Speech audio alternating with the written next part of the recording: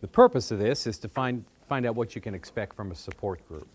And so what I'd like to do is find out, first of all, who we have here and if we have any caregivers here. Do we have any caregivers here? Let me see your hands.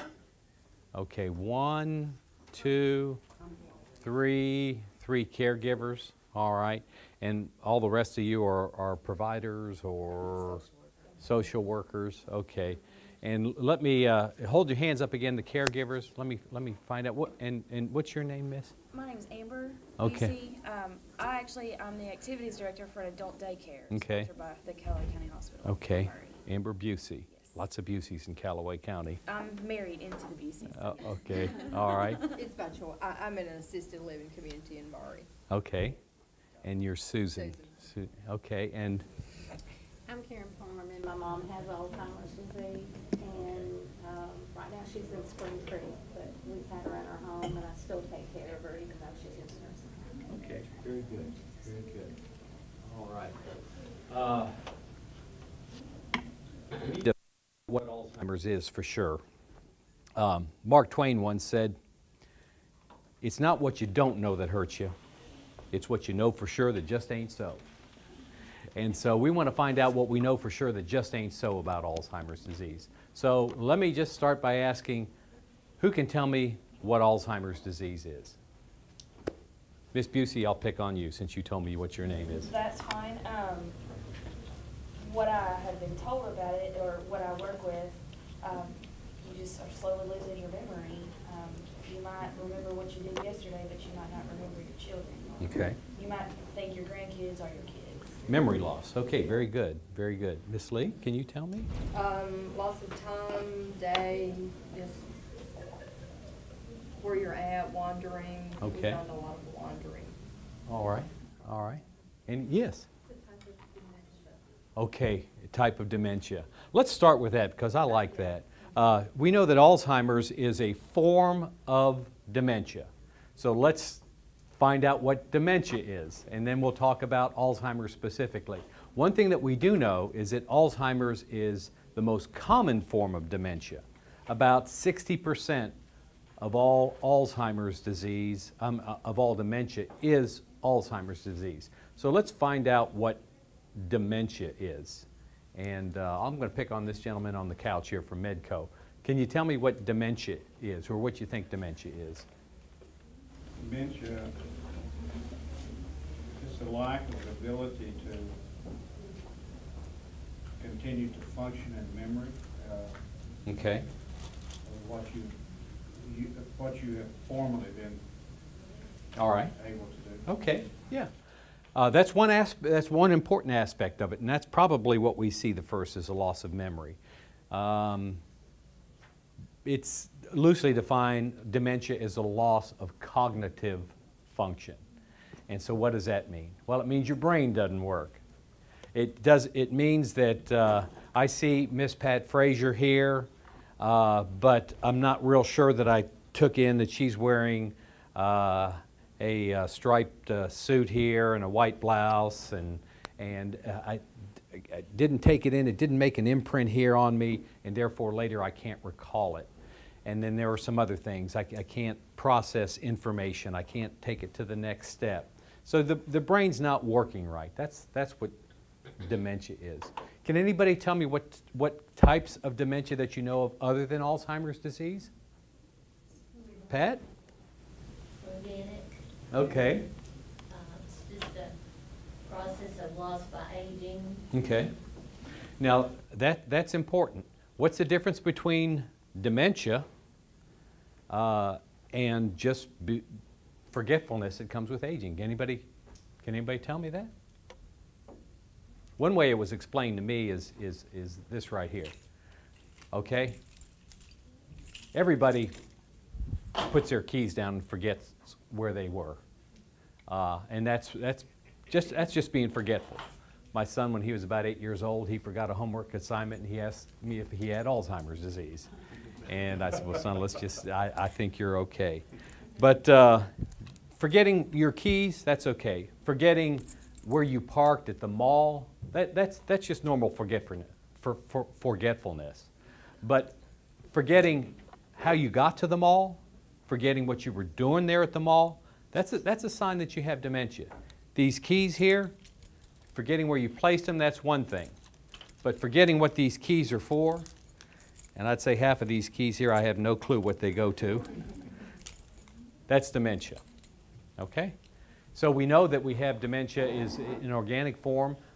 My father had stroke-related dementia, and my mother right now has vascular dementia.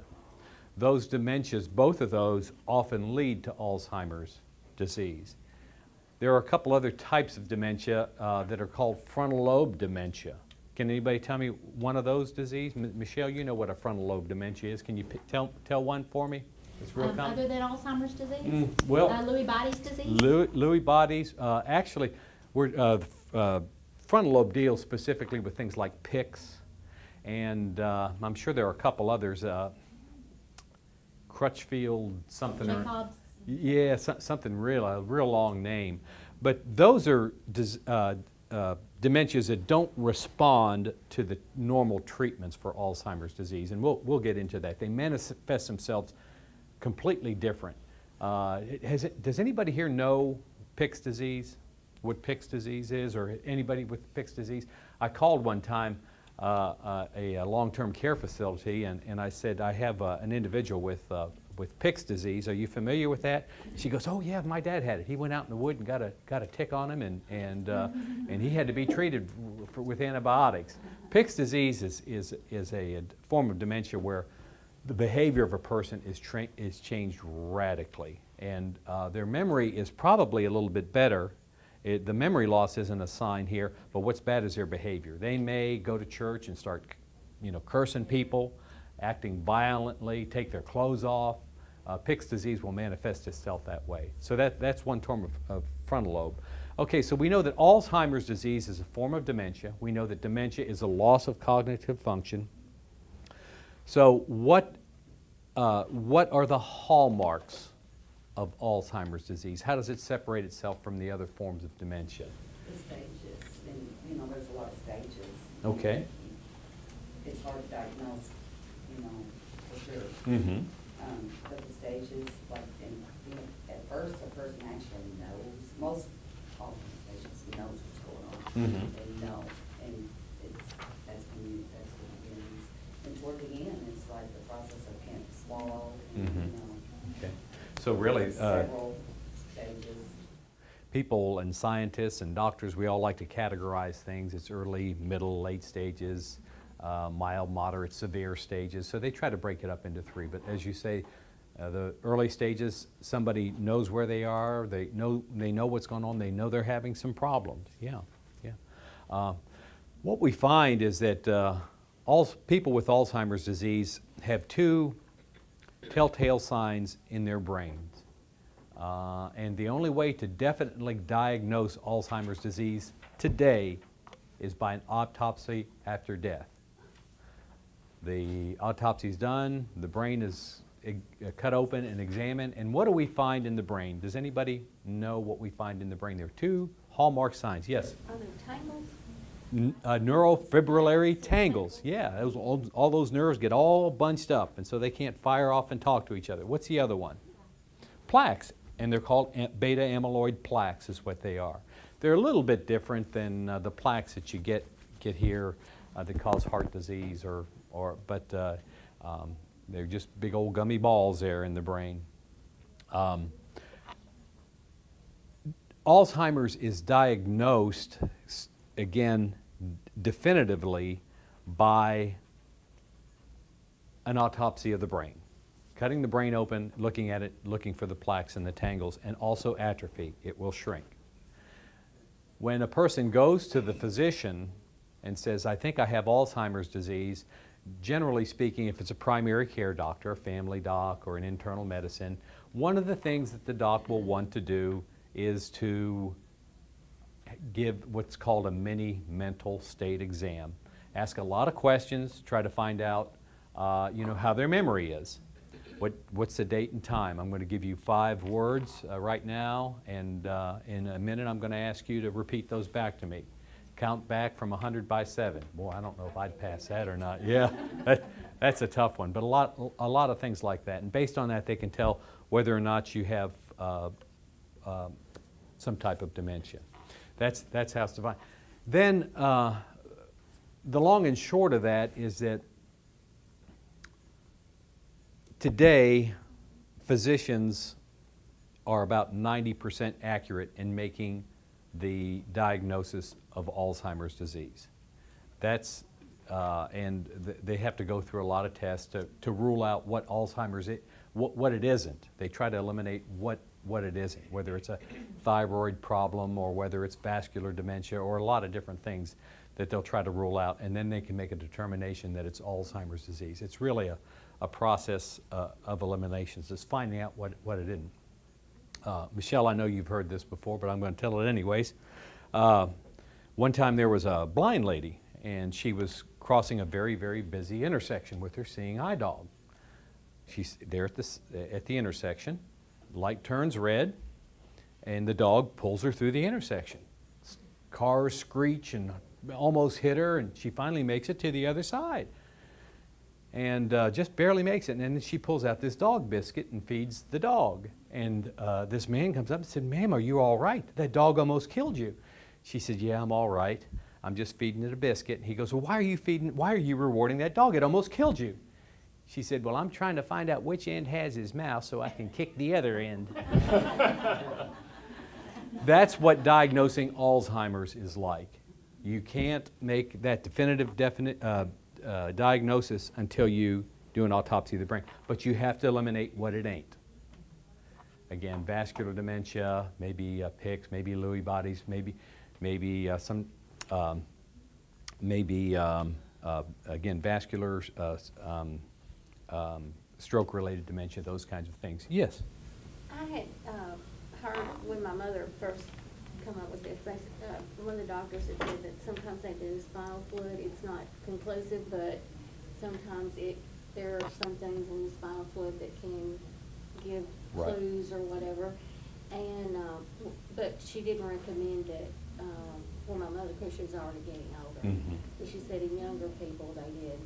That's exactly right. They did the spinal fluid test. That's one of the tests, one of those tests that they do to eliminate something else, and I can't remember what they're trying to eliminate there. I forget too, Mm-hmm. but she didn't recommend it for my mother. Right. Mm-hmm. And then CAT scans, again, and for my father, they saw that there were some damaged areas of the brain because he had those mini strokes, what was causing his dementia.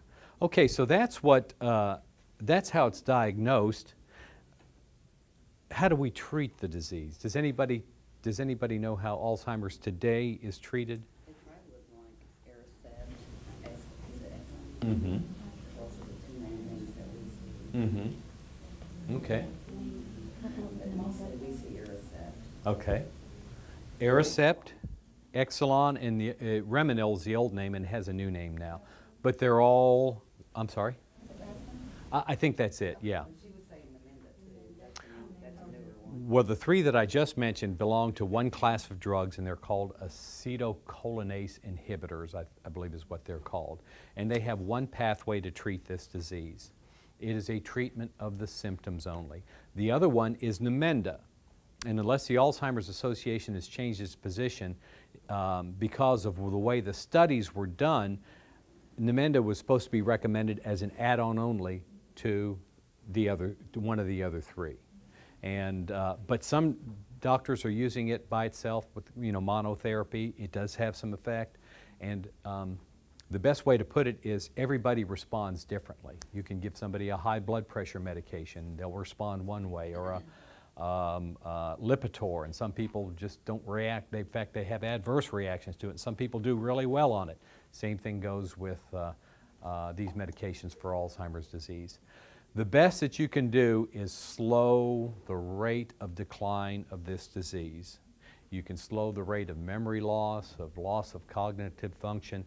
That's about the best you can do at this point with those types of disease, with those types of medications. The last Alzheimer's conference, the state conference that I went to, there are some very, very promising treatments on the horizon. But as all of you know, what's in the pipeline today, it'll probably take another 5, 6, 7 years for it, so that your mother and my mother and our loved ones with the disease, it'll be available to them. Just, yes, Michelle? Joe, I remember the rate of progression was slowed by about 6 months, is what I was told last. Have they increased that at all recently? Again, different people are different. What's amazing about this disease, or what's amazing about this treatment, some people will actually improve slightly. Some people, the best way I've heard it put, it's about a third, and a third. Some people will improve slightly, and then their rate slows down. 6 months is a good rule of thumb. Some people, it will just slow down a little bit, and some people it won't have any effect on. And some people where maybe Exelon might work, that doesn't work for them, and maybe Namenda's better for them, or maybe Reminil's or Razodone, I think is what you called it. Is that right? And so different people respond differently, and sometimes it's up to the physician to try to find out what's the best way to do that. What's the best treatment? All right, we know that Alzheimer's disease is categorized in 3 stages: mild, moderate, severe, early, late, middle, same thing. And we know that, again, in the early stages, the person, they're doing pretty good. Except for a little memory loss, they're doing pretty good. Now, Miss Busey, what are some of the first, you say you have a loved one with Alzheimer's, is that right? No, I work at an adult daycare, so I Okay. have some clients. Okay, anybody have a loved, yes, sir.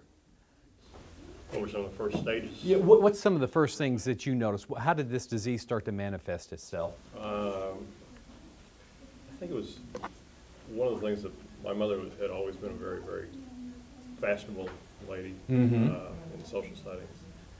And we went to a wedding in the family, and she decided to just wear bobby socks and some flats. Okay. And my female cousins especially said, Steve, there's something wrong. Mm-hmm. And also she began to think about the stories of 50 years ago a lot more than just in the last few weeks or something. So the memory of 50 or 40 years ago was much more prevalent in her mind than the present day. Okay. Again, somebody said they'll remember what they did 50 years ago and can't remember what they had for breakfast. Yeah, yeah. Anybody else can share with me what some of the first things that you observed? In our community at Glendale Place, I noticed they're not taking their medication correctly. They begin to layer their clothing. They'll begin to put on several pieces of jewelry, but they can't, and again, they know there's something not right. Mm-hmm. But that's one of the first things that we begin to notice is when they begin to layer clothing, several layers. My mother was driving, and she had her car, and she drove a lot. And she got out one day and couldn't remember how to get back home. Okay. Got lost? All right. Anybody have, yes? They have problems with word finding. Okay, finding words. Uh-huh. Absolutely. If you think about it, words are abstract. That's an abstract concept. I mean, we put a name on a table, and so they have problems finding. Yeah, absolutely. Yeah. A lot of people have that problem, though, don't they? Finding the words. Well, I mean, to a degree, when you're trying to tell something or tell somebody where something is or ask them about it, it just kind of lose it. It seems like the older I get, the harder it is for me. Yeah, absolutely. And who knows? Yeah, maybe it's a little bit normal part of aging. Sometimes it might be a sign of Alzheimer's or dementia. Let's put it that way. And I had a lady yesterday that put laundry detergent in the dryer Okay. instead of in the washing machine. All right. Yeah. Just little things like Lots of unusual behaviors. And yes, What I meant by that is, I have a patient who has problems finding the word Mhm. for that item there. Mhm. And she'll call her daughter and say, you know, it's that thing that you put your money in. It's, and she knows, and it's a common word, Mhm. but she can't find the word purse. And steps, it's like, you know, anything that has a process, it's so aggravating because they can't seem to figure out what is it that they do first. Mhm. And it just, you know, it controls the whole action. you know. Thinking things through, yeah, from A to B to C to, all right. You know, one of the first things that I'm encountering with my mother is that she tends to repeat herself. Does anybody? I probably on any given day when I'm with Mom, probably have to answer at least 8-10 times, what day is today? Okay. Mom, today's Thursday, you know. Oh, okay. And so what's going on here? Is it that she doesn't know what day it is? Well, she doesn't, but she also forgot that she asked me that 5 minutes ago. So again, that's part of memory loss. And we also said behavior changes here. So these are some of the things that you're going to see with Alzheimer's disease in the early stages, and then moderate stages, and then, what's your name? Tish. Tish? Okay. It's Letitia, they call me Tish. Okay, Tish, That was a joke. did you tell me that the Alzheimer's person will eventually forget to swallow? Is that right? Yeah, at the very end. At the and, end stage? You know, Mm-hmm. legal physician, fractures, it's sad. And I think the saddest thing I see, and I'm not knocking anybody's decision, but when it comes to the hydration, nutrition, artificial, I mean, it's just a quality of life thing at that point.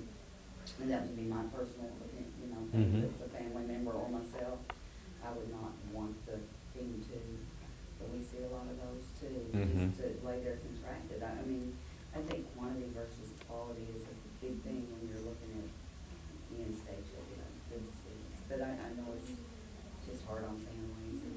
It is. It is. It I is. mean, my mom was ill for a long time with cancer, and, you know, toward the end, her mind started going, but I could never, ever, you know, it was just all we could do, you know, and it's Mhm. like we got hospice in there, and we just went that route.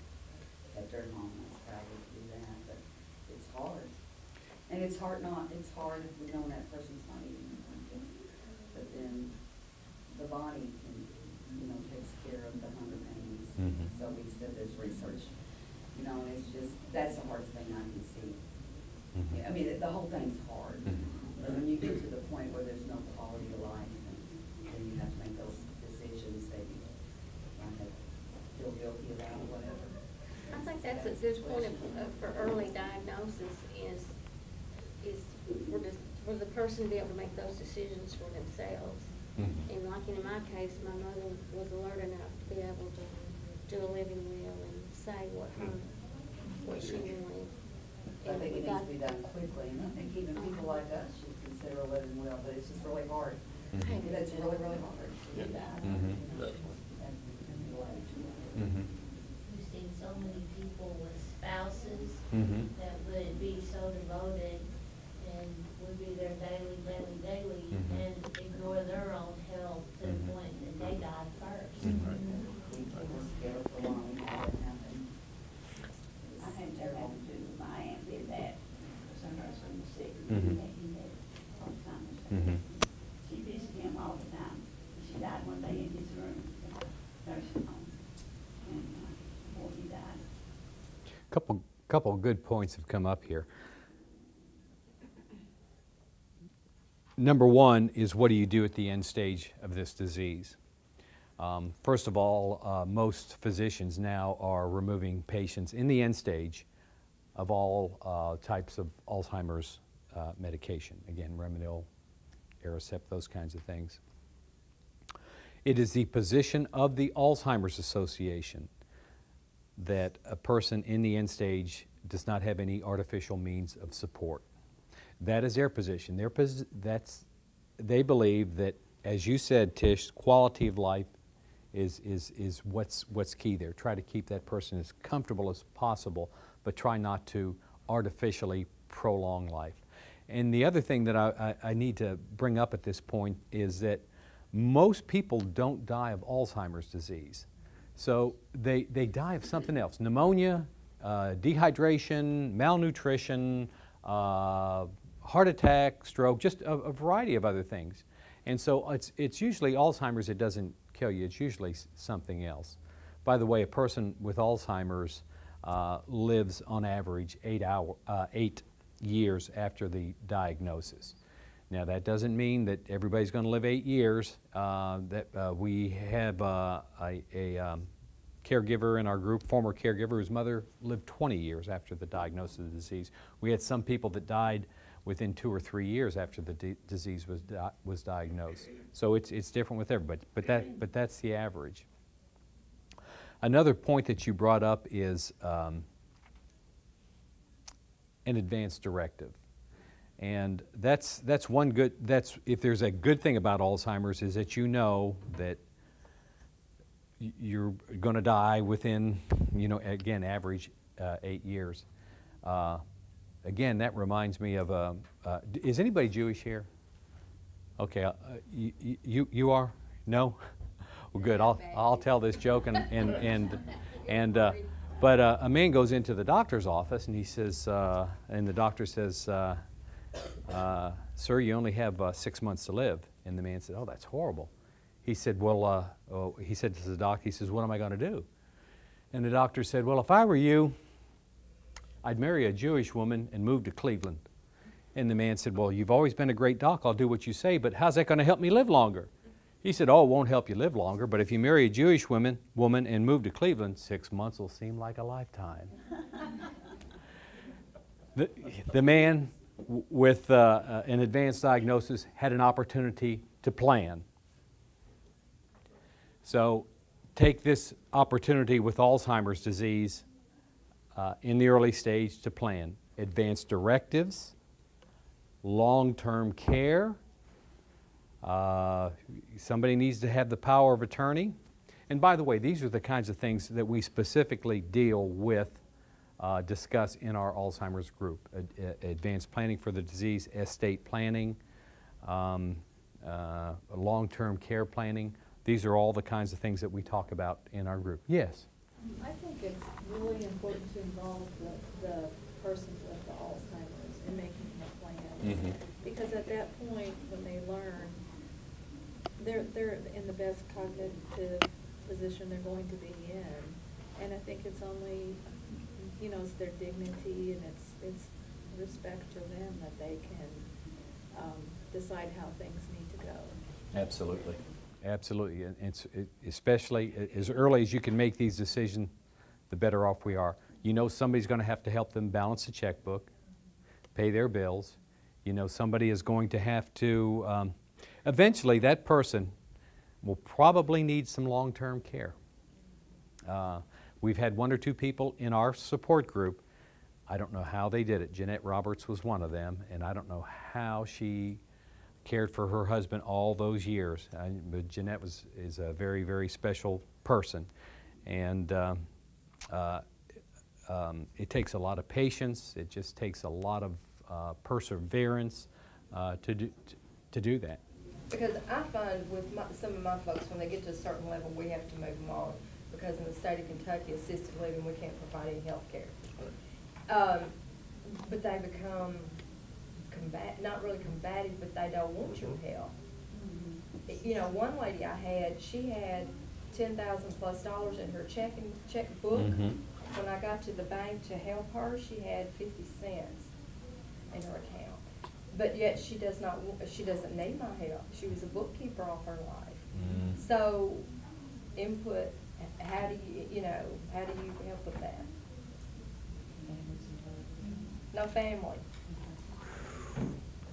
Yeah. No family support.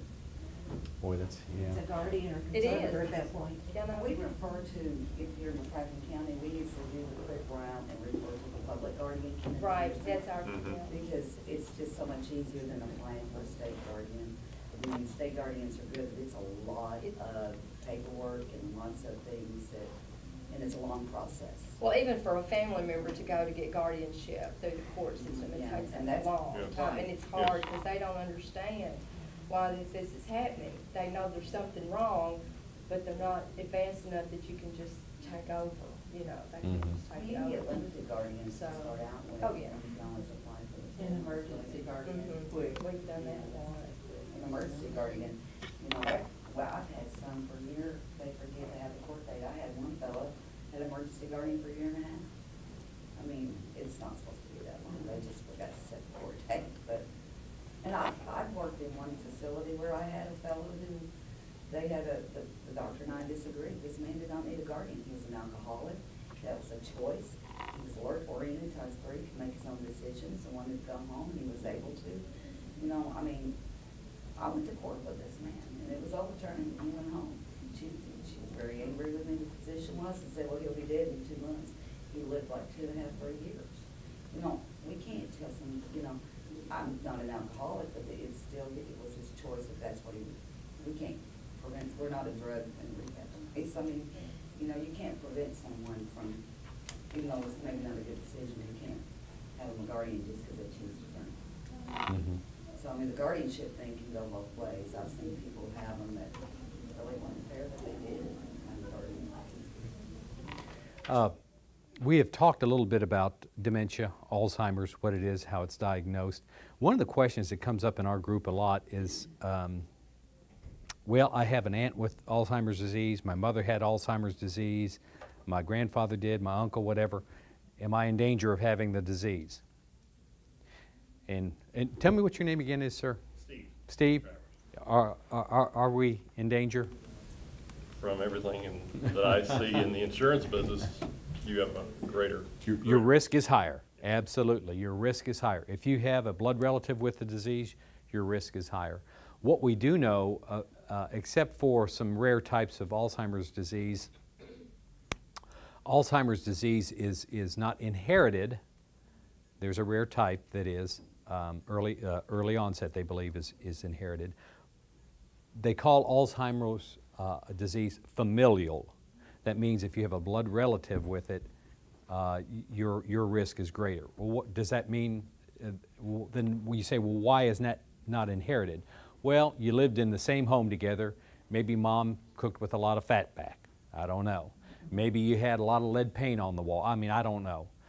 Could be the radon in underneath your house. Could be a lot of things that contributed to this. We do know that people with a higher degree of education have a lower incidence of Alzheimer's. Their brain is more active. Maybe your family was more active. Maybe they went out and everybody played outside instead of sitting around watching TV, and that we know that that's protective too of the brain too when you stay physically active and mentally and socially active. So we do know that Alzheimer's is familial. One of the other things that comes up is, okay, I have my aunt, uncle, and everybody with this disease. How can I prevent it? Are there some things I can do today to keep from getting Alzheimer's? Anybody have a suggestion here? Pat? You can die. What? Stay You can die? Okay. Smoke a lot of cigarettes. Drink a lot of alcohol. Yeah. Work longer. They're saying work longer. Work longer. What? That's a new study. Okay. And why does that help? Because your brain needs to be stimulated. That's right. Stimulate that brain. Keep those synapses firing off, talking to each other.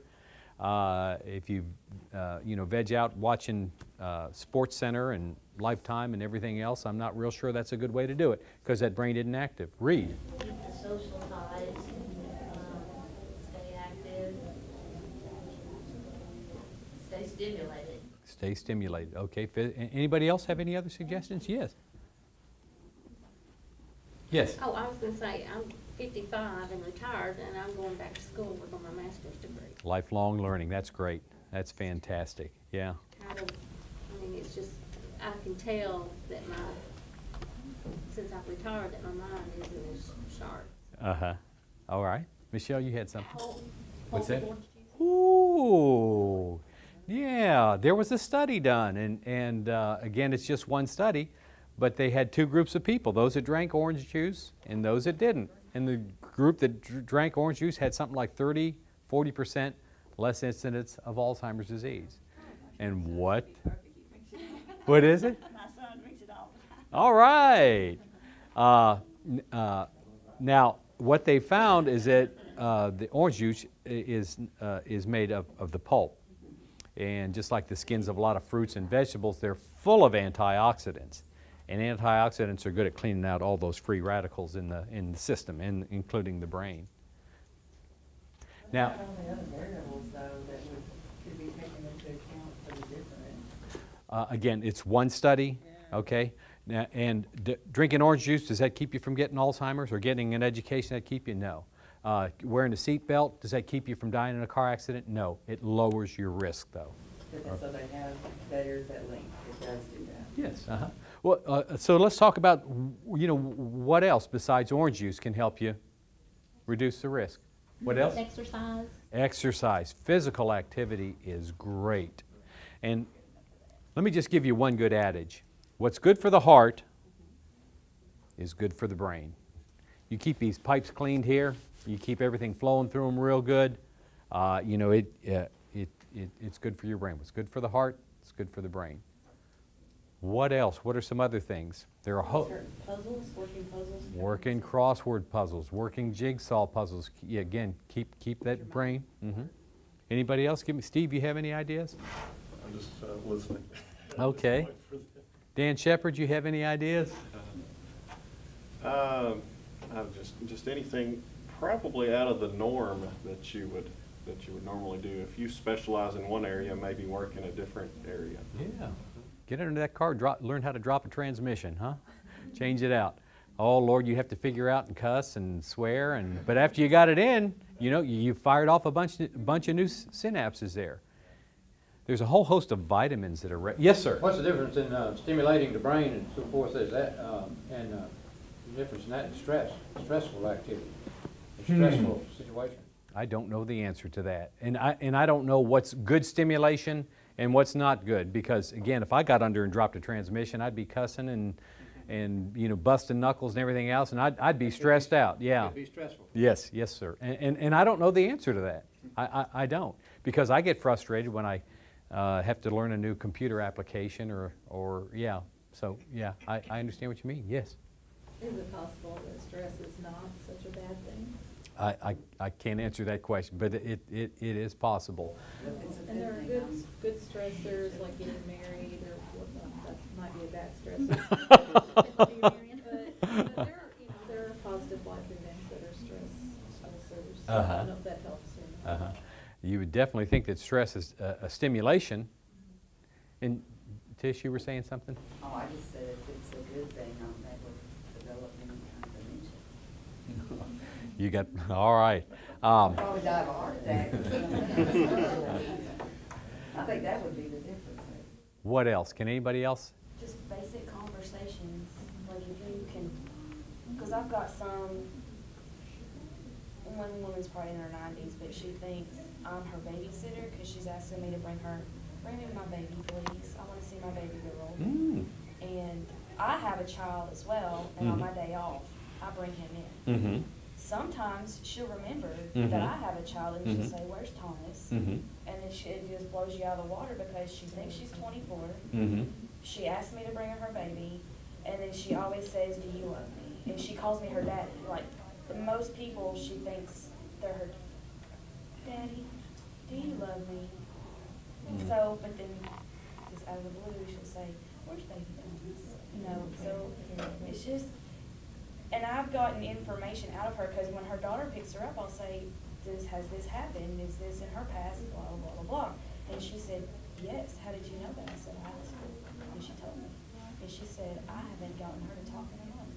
So, and I'm a communications major, so I have nothing to do with the medical field. But just the simple fact of conversing with her, it stimulated something. But, I mean, she doesn't talk a whole lot, and I have to tell her to swallow.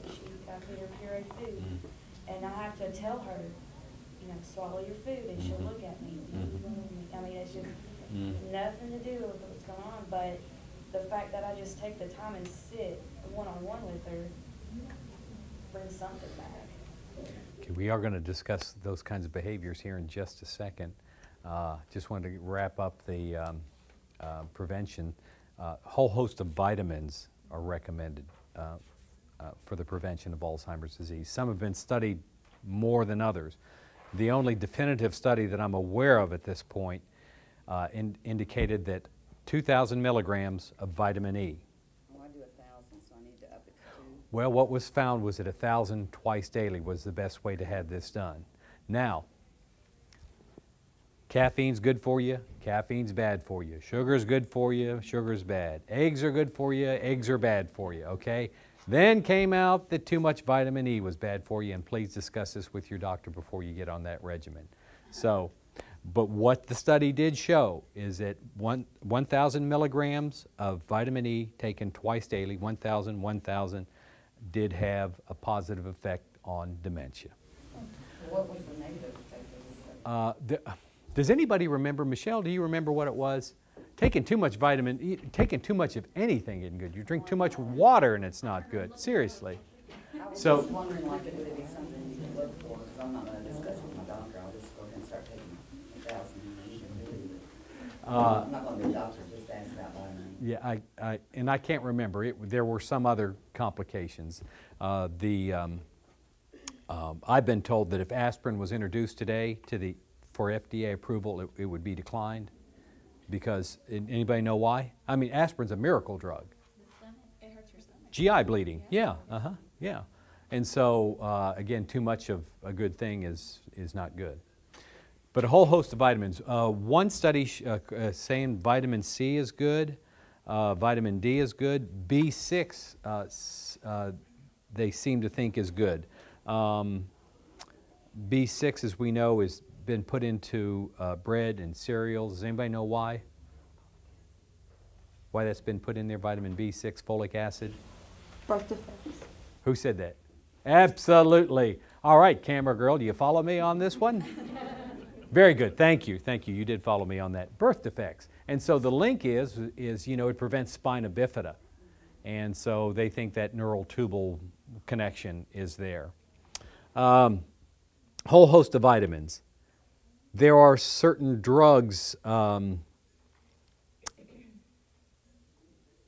like Lipitor, Crestor, those kinds of things. Again, they help keep your pipes clean. They help those plaques, prevent those plaques here, let that blood flow real good. So they say statins are good too.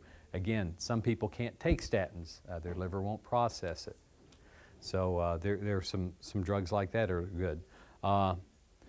It's also recommended that moderate drinking, especially alcohol, has some beneficial effects. I heard a wine lover over here say wine. Who said wine? Okay, what kind of wine? Red. Especially red wine, isn't it? Absolutely, that's correct. If you do it like the French, you have a glass while you're cooking dinner and then a glass while you're having dinner. There you go. Yeah. And for some reason, that Mediterranean diet is supposed to be just superb, including some wine. Now, as we know, alcohol in itself has risk. And I believe there are, can anybody tell me around 10% of the of people in this country that, they can't take that first drink and reliably control it. They have that propensity to become alcoholics. So it has its risk in itself. So again, one size doesn't fit all for everybody, but alcohol in moderation, maybe 2 drinks a day, 2 glasses of wine a day. Split the glass. Yeah, okay. Because some doctors actually prescribe that versus something as a sleep aid. Versus a sleep aid. Okay. So we have a lot of, there are a lot of things that we can do to help prevent this disease. One of the things that we are finding, and I got this from the last Alzheimer's conference up in Louisville, is that the earlier we detect the disease and the earlier we start treatment, even with the limited amount of drugs that we have, the better off we are. We're finding a stage that is a precursor to Alzheimer's, and it's called, who can tell me? MCI. What's that stand for? Mild cognitive impairment. And so these people are given the mini mental state exam and a host of other tests, and they're finding out that they have a precursor and that incidence of developing Alzheimer's is up, and so they start treating these people earlier and earlier with the disease.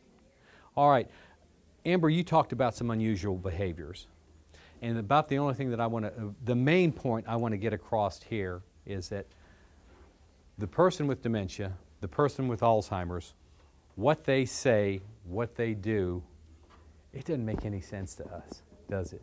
I mean, why they're layering their clothes and their jewelry, and why they think that you're their baby or whatever, but why they want to go home. How many times have we heard this? I want to go home, okay?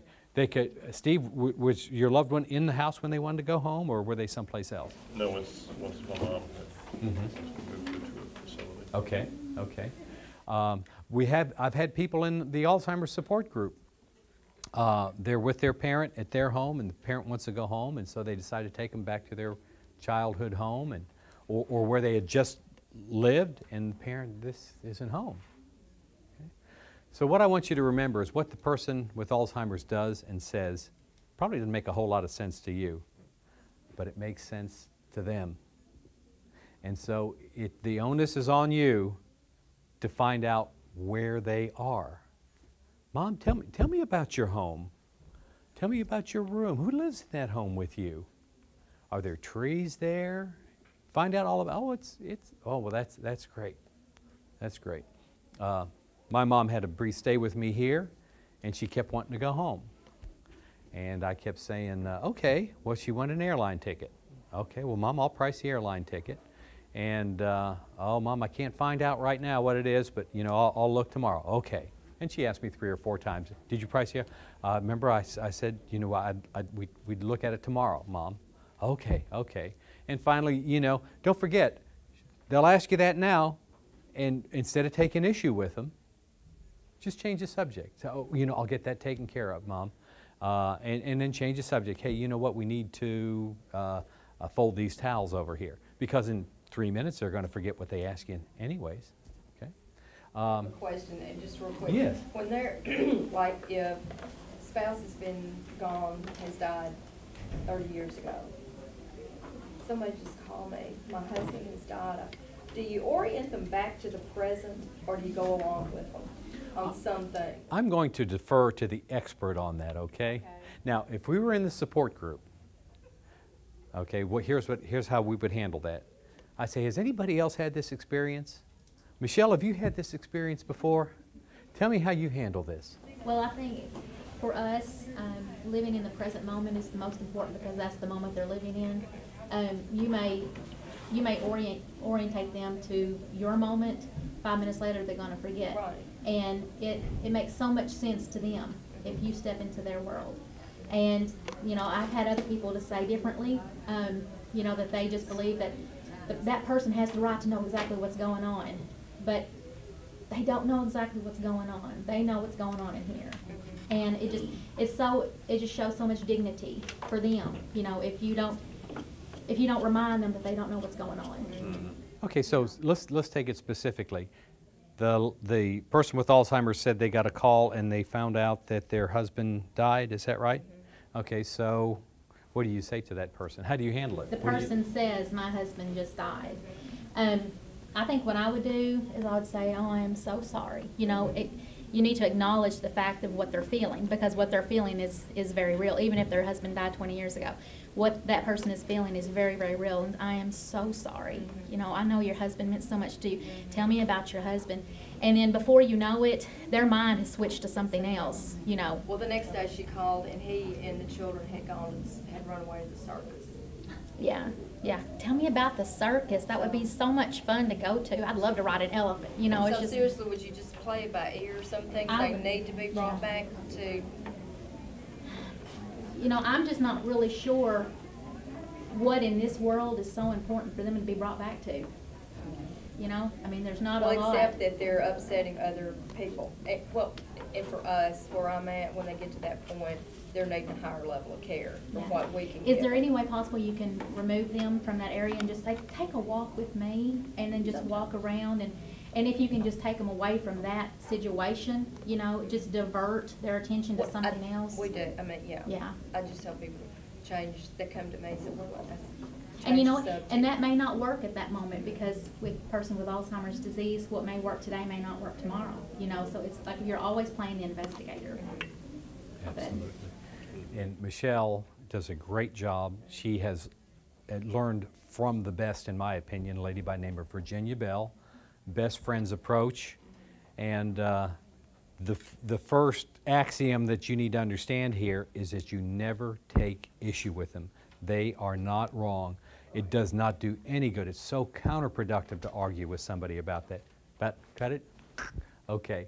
And Dolores, I'm sorry we didn't, I know you had. I agree with her that there's no need in them, like saying, Right. you know, correcting them or whatever. What we did here is a lot what we do in a support group. I did a lot of talking about, you know, the basics of Alzheimer's disease, because people come in to this group with a different knowledge set of what the disease is. I normally don't do that much this much explaining. If we have a topic, then I'll normally throw it out, and because I want people like Amber and Susan and Steve to tell me what's going on, and I don't have the answers. There are people here that have gone through this before that have a good answer. And two things happen. Two things that you pick up in a support group. You pick up knowledge, what to expect, how to deal with something. Okay? And the other important thing is that you get to release a lot of emotion and a lot of frustration. What we do know is that this is a very frustrating disease. It's frustrating for the person because they're just having a series of bad moments. They wanted to move this chair, and then they saw this on the floor, and then they forgot what they were doing. And it's very frustrating for them. And the best thing that you can do is help them have a good moment. Not necessarily a good day, a good moment. It's frustrating for them, and then as a caregiver, it's frustrating for you. So just think, I mean, we're working at some facilities here where we're taking care of people 8 hours a day. What happens when you're on 24/7 and you can't get any sleep?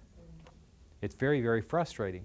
So you as a caregiver, if you don't let that frustration go and you internalize that, what happens? It turns into what? Anger and resentment and depression. That's what I tell my kids all the time, go fishing, we'll take care of them. If we need to call you, I'll call you. There you go. away. Yeah. You know, and also, you know, it's like your children, your mother does that too? I didn't know anybody's mother did that but mine. So it helps to know that somebody else is going through the same thing you're going through. All right. Listen, I thank you very much.